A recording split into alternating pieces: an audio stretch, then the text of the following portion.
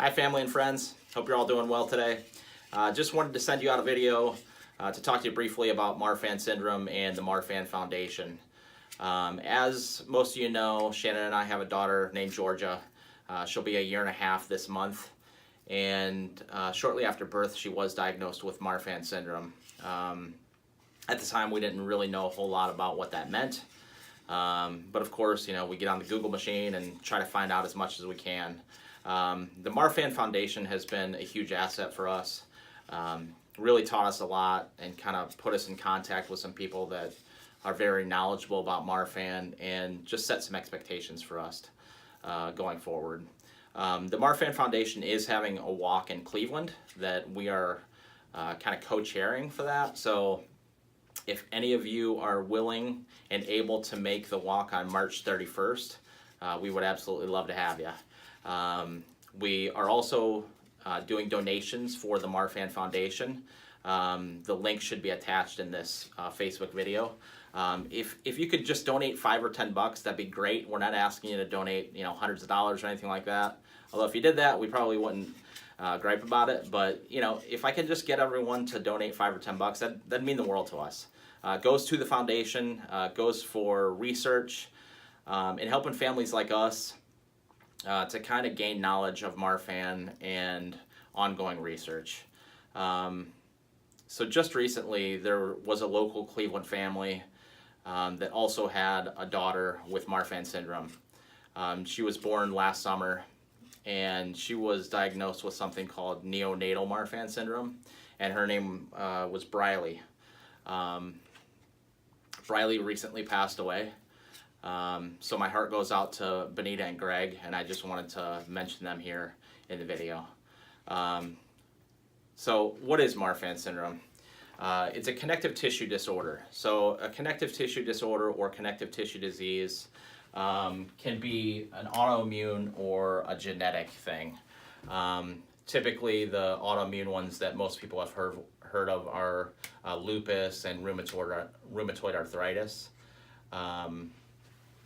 But a connective tissue is made up of collagen and elastin. So typically these disorders or diseases affect those two things. So collagen is the main structural protein in connective tissue.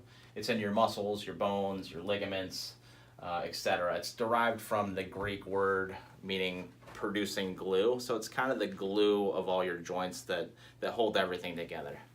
The other protein in connective tissue is elastin. It allows your tissues to kind of stretch.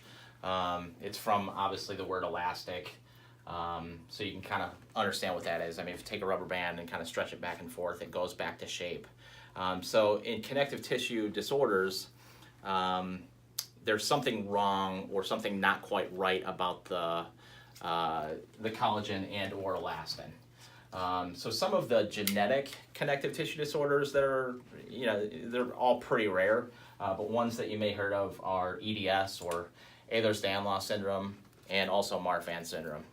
Marfan syndrome is rare. Only about 1 in 5,000 people have Marfan syndrome. In Georgia's case, it was a spontaneous mutation, which means that Shannon nor myself have that genetic disorder.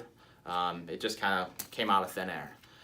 Typically, in 75% of the cases, I believe, Marfan is passed down from a parent. So it's just one of those cases where 25% of the time it's totally spontaneous.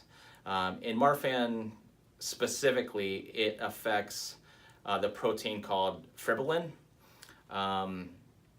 which is just one of the connective tissues throughout your body. For Marfan specifically, it typically affects the heart, the blood vessels, bones, joints, your eyes, but it does not affect your brain or your intelligence whatsoever. If you know Georgia at all, you'd know that it doesn't affect her intelligence. She's smart as a whip, so that's good to know.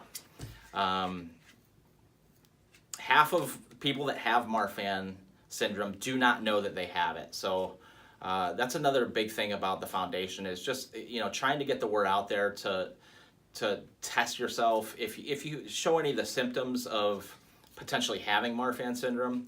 So a lot of the times, like long fingers, a lot of, if you're really tall, so these proteins that run throughout your body, they have some kind of problem. So a lot of times you'll have, lanky type features. So like really long fingers, really long legs. Some NBA players are thought to have Marfan syndrome. There have been a couple that have been actually diagnosed prior to getting into the NBA that weren't allowed to because it's such a big problem with your heart. So specifically with your heart, your aorta. So this is my little experiment here. So this is, let's say this is your heart. Your aorta is the main artery that comes out of your heart. It's the biggest in your body.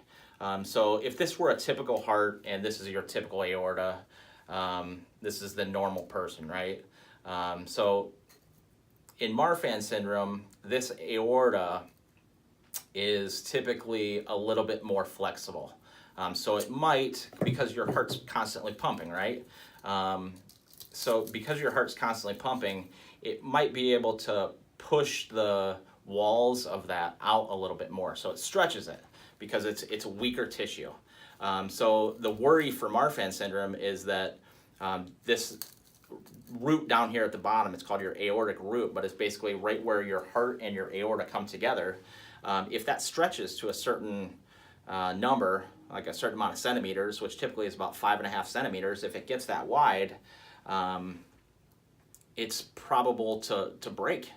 And what happens is, this is a really thick artery, right? So there's all, it's thick, so there's all these different tissues. It's not just one layer. So on the inside where that blood is pumping through, it can actually tear one of those layers on the inside and create like a bubble. And that's called dissection. So people die from this. It's not just from Marfan patients. It kills people all the time. It's not the same as a heart attack, but it's something kind of similar. So when you have your blood pumping through and those layers are weak, like I said, it can rupture that and cause a pocket there, causing dissection, which typically makes you pass out, and you go to the emergency room. Sometimes they can repair it with a valve after dissection, but a lot of times they can't, and people pass away from it. So really, the main thing for us is knowing that Georgia has Marfan. We get her tested twice a year. We get this dimension through an echocardiogram. They kind of measure that and find out if she's in danger of this thing stretching too much and it possibly being able to burst. So right now, we actually just had her echocardiogram last week, and just wanted to let you all know that her results came back good. She's still in the normal phase, so we're very happy about that, obviously.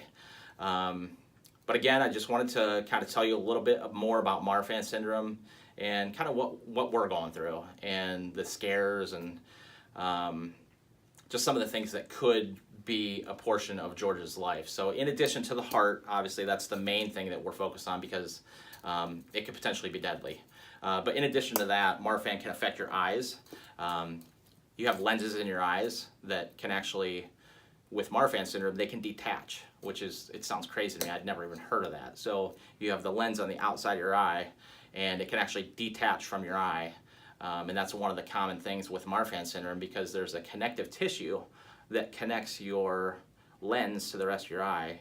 And for whatever reason, in Marfan, that particular connective tissue can be weak. So that's one of the other major symptoms of Marfan syndrome. Chronic pain is unfortunately very common in Marfan, which, there can be all different things with your joints, and it's so broad. We're in a Facebook group where most of the people in that group have Marfan syndrome, and they talk about the issues that they're having.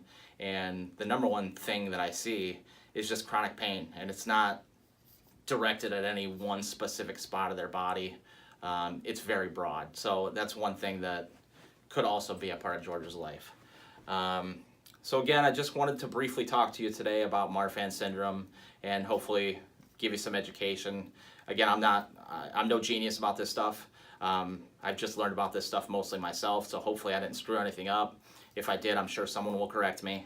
But again, we'd love to have your donation. The walk is on March 31st on a Sunday. If any of you would like to join, absolutely, we'd love to have you.